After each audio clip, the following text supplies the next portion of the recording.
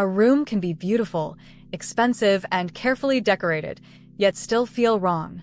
Usually the problem is not your taste, and it is not that you need to buy more.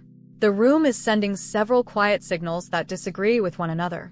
In this video, I will show you 5 invisible design mistakes that create that feeling and a simple way to diagnose each one in your own home. The first problem is a room with no visual hierarchy. Every artwork, lamp, cushion, plant, and sculptural object asks for attention at the same volume. Nothing is necessarily ugly, but your eye has to keep making decisions. Stand at the doorway and notice what you see first. If the answer changes every second, choose one visual anchor. It could be the fireplace, the view, one large artwork, or a beautifully composed seating group. Then quiet the objects around it. This does not make the room empty. It gives the room a sentence with a clear subject.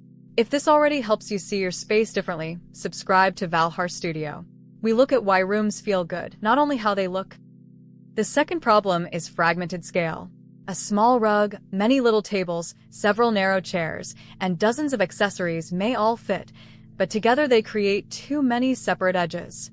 Your eye reads each object as an individual event, so the room feels busier and often smaller. Fewer pieces with enough visual weight usually create more calm. Let the front legs of the seating meet one generous rug. Choose one useful coffee table instead of several tiny surfaces. Give negative space a role.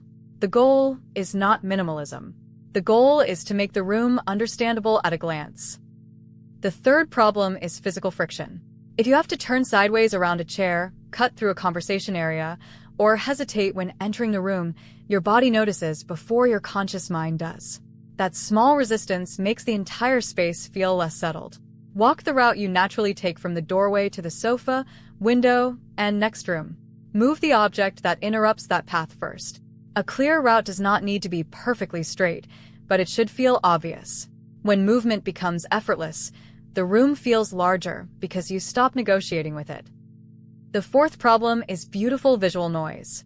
This is why a room can be full of things you genuinely love and still feel exhausting. Small objects multiply contrast. Another outline, another reflection, another color, another point that asks to be noticed.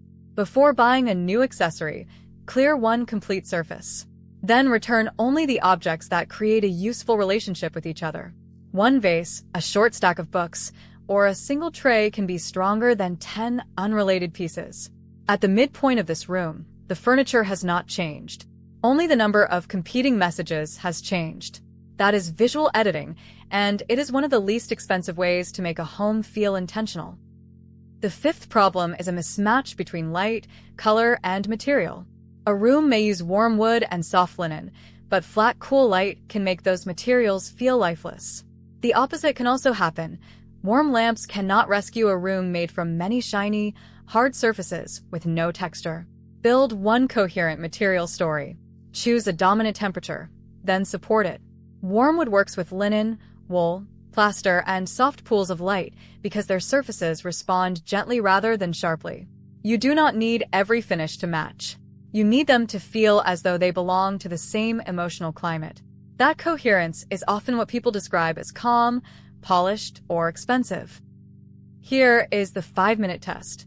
Stand at the doorway and name the first thing you see. Remove 3 small objects from one surface. Walk the natural route through the room.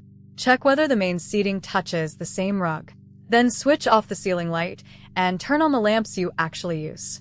You are looking for one clear anchor, fewer competing edges, easier movement, and a consistent atmosphere. Do not buy anything yet. Live with the edited room for one evening and notice what changes. Which of these 5 problems is happening in your room right now? Tell me the number in the comments. Subscribe if you want the next video, where we turn one of these diagnoses into a complete room plan.